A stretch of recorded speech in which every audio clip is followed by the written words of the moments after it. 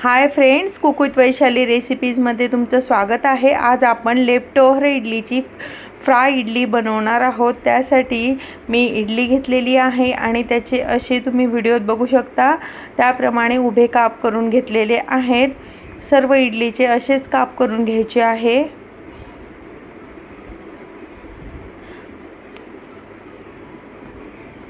तुम्ही बघू शकता आपण सर्व इडलीचे तसे उभे काप करून घेतलेले आहेत।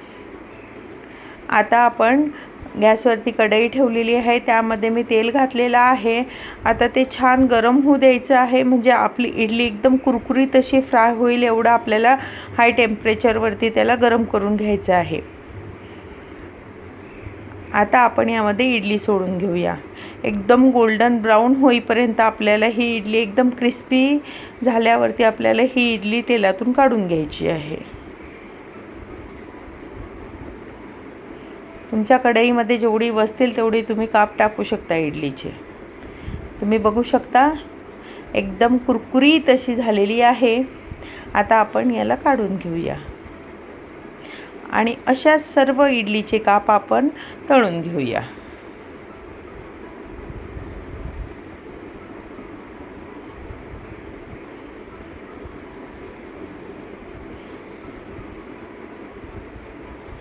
तुम्ही बघू शकता आपण सर्व इडली फ्राय करून घेतलेली आहे।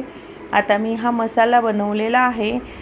जिरे पावडर, धणे पावडर, काश्मीरी लाल मिरची पावडर घेतलेली आहे, मीठ घेतलेला आहे आणि मॅगी मसाला घेतलेला आहे। तुम्ही तुमच्या आवडीनुसार मसाले कमी जास्त करू शकता। मी 1 टीस्पूनचा रेशो घेतलेला आहे। आता याला छानपैकी मिक्स करून घेऊया आणि फ्राय इडलीवरती आपल्याला या मसाल्याला स्प्रिंकल करून घ्यायचं आहे। खूप यम्मी, टेस्टी आणि कुरकुरीत अशी ही आपली इडली रेडी होते। स्नॅक्स आयटम म्हणून खूप छान आहे, तुम्ही पण नक्की करून बघा। आता आपण हा रेडी झालेला मसाला आपल्या फ्राय इडलीवरती स्प्रिंकल करून घेऊया।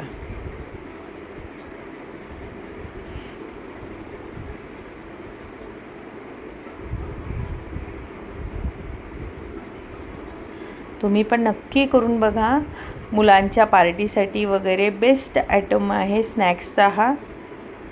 खूप यम्मी टेस्टी लागतं, मुलं तर एका 5 मिनिटात संपवतात। नक्की करून बघा आणि अशाच आमच्या रेसिपी आवडल्या तर लाईक करा, शेअर करा आणि सबस्क्राईब करा।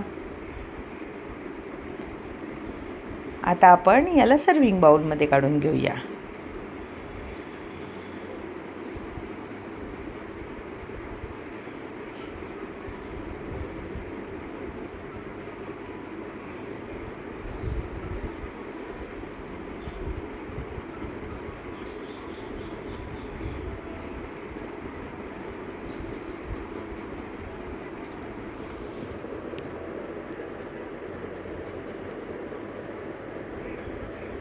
धन्यवाद।